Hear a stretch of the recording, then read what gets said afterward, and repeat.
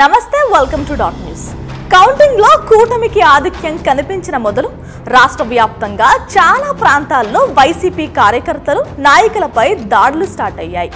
YCP నాయకుల ఆస్తుల విధ్వంసంతో పాటు వారి వ్యాపార సంస్థలను యథేచ్ఛగా లాక్కోవడం మొదలైంది. కొన్ని చోట్లయితే వైసీపీ కార్యకర్తలు నాయకుల ప్రాణాల్ని కూడా తీస్తున్నారు. రానున్న రోజుల్లో మరిన్ని ప్రాణాలు కూడా పోవచ్చట. అయితే వైసీపీ కార్యకర్తలు నాయకుల ప్రాణాలు తీస్తూ టీడీపీ ఆనందాన్ని పొందుతూ ఉండొచ్చు. ఇక్కడ అధికార పార్టీ నేతలు ప్రధానంగా గ్రహించాల్సింది వైసీపీకి రాజకీయంగా ప్రాణం పోస్తున్నామని. వైసీపీ 11 అసెంబ్లీ సీట్లకే పరిమితమై ఉండొచ్చు. రాజకీయాల్లో ఏది శాశ్వతం కాదని మరీ ముఖ్యంగా టీడీపీ నేతలు గ్రహించకపోవడం చాలా ఆశ్చర్యంగా ఉంది.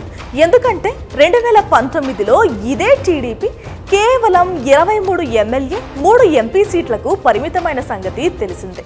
నాడు వైసీపీ 151 అసెంబ్లీ 22 ఎంపీ సీట్లను గెలుచుకుని ఇక తమకు తిరుగులేదని వెర్రవీగింది. 5 ఏళ్లు తిరిగేసరికి రాజకీయంగా తలకిందులైంది. బండ్లు ఓడలు, ఓడలు బండ్లవుతాయన్న చందంగా వైసీపీ దారుణ పరాజయాన్ని మూటకట్టుకుంది. ముఖ్యమంత్రిగా బాధ్యతలు చేపట్టిన చంద్రబాబు రాష్ట్రం కోసం పనిచేయడం మానేసి ప్రతీకారానికే ఎక్కువ ప్రాధాన్యత ఇస్తున్నారన్న అభిప్రాయాన్ని కలిగించడంలో విజయం సాధించారు. తాజాగా ఏపీలో పరిణామాలు కూటమికి తప్పకుండా చెడ్డ పేరు తీసుకొచ్చేవే. వైసీపీని ఎంతగా వేధిస్తే టీడీపీకి అంతగా నష్టమని గ్రహించే వరకు రాష్ట్రంలో అవాంఛనీయ పరిణామాలు కొనసాగేలా ఉన్నాయి.